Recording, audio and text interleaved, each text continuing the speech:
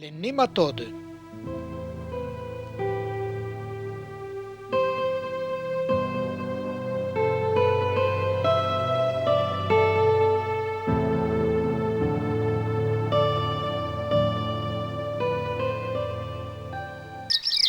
Ces parasites sont plus ou moins gros. Il y en a près de 3000 espèces.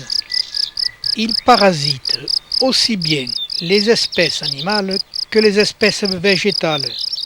Malheureusement pour nous, il y a une espèce de nématode qui s'intéresse particulièrement aux cactacés. Cet animal est très petit.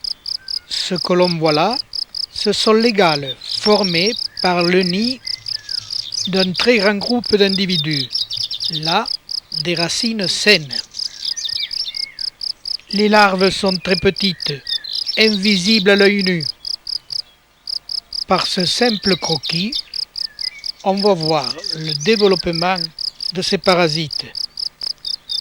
Tout d'abord, ils pénètrent toujours en bout de racine, là où les tissus sont tendres. En se nourrissant des tissus des racines, ils se regroupent par plusieurs individus, ce qui a pour conséquence de provoquer un renflement, ce qui forme une gale. Celle-ci, par contre, est visible à l'œil nu sur les racines. Les larves, une fois accouplées, continuent leur développement, ce qui augmente le volume des gales, qui peuvent être de tailles différentes.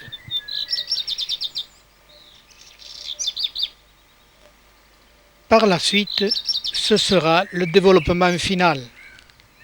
Les larves se mettent à pondre une très grande quantité d'œufs, mais à l'extérieur de la gale. De ces œufs, au bout de quelque temps, naîtra de nouvelles larves qui immédiatement se mettront à la recherche de jeunes racines pour recommencer le cycle. Ces larves ne sont pas visibles à l'œil nu. Il faut un microscope, mais on repère facilement la présence des nématodes sur les racines de nos plantes. En regardant celles-ci, on s'aperçoit qu'à certains endroits, les racines ont des grosseurs. Ce sont les gales. Elles sont plus ou moins développées,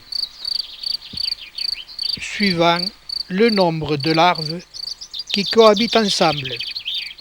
Elles peuvent atteindre des volumes très importants, de quelques millimètres à plusieurs centimètres. On peut aussi observer en même temps des gales lisses avec des larves en développement et des gales rugueuses avec des larves adultes.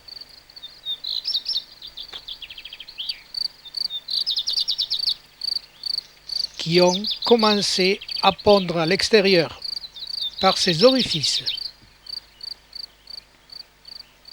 Elles attaquent toutes les espèces de cactacés. Elles ralentissent le développement des plantes et finissent par l'arrêter complètement. Et au revoir les belles floraisons. Reprenons l'observation de ces gales.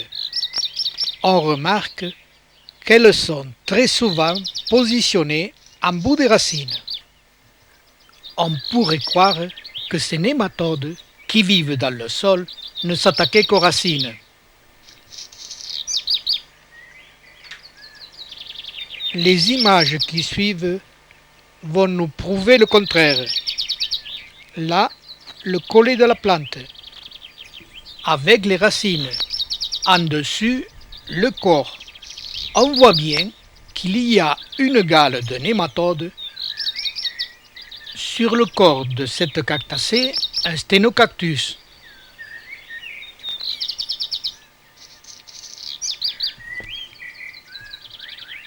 On peut conclure que ces nématodes s'attaquent indéfiniment aux racines et au corps de la plante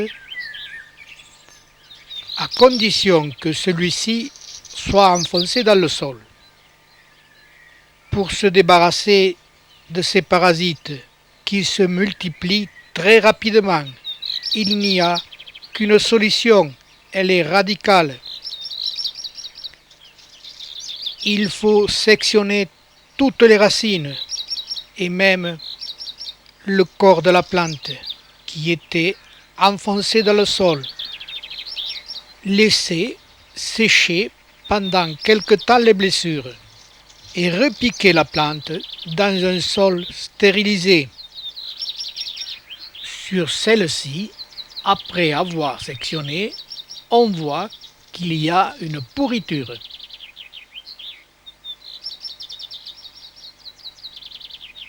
Celle-ci, c'est cicatrisé.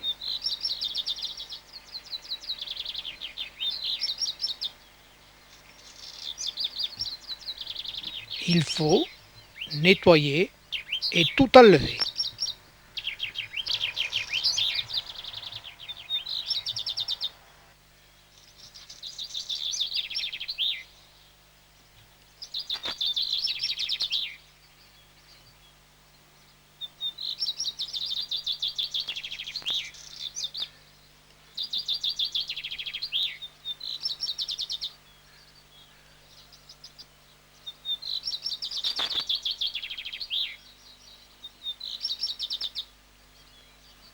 Regardons à l'intérieur de ces galles.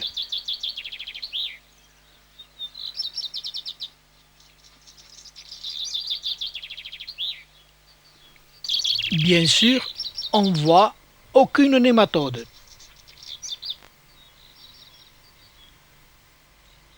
Si ce n'est quelques petits points noirs, ce sont des groupes de larves adultes qui sont mortes.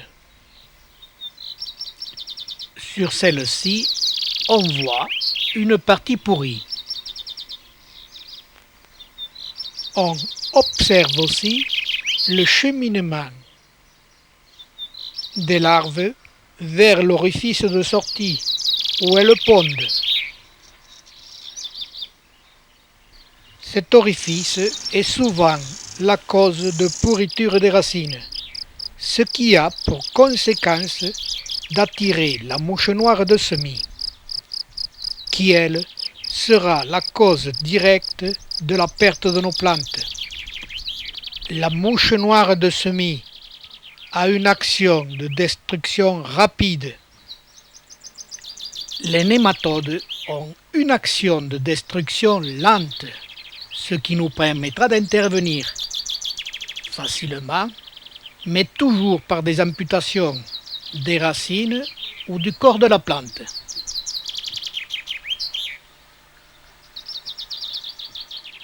Nous verrons dans un prochain bulletin les différents traitements. Comment essayer de se débarrasser de ce parasite.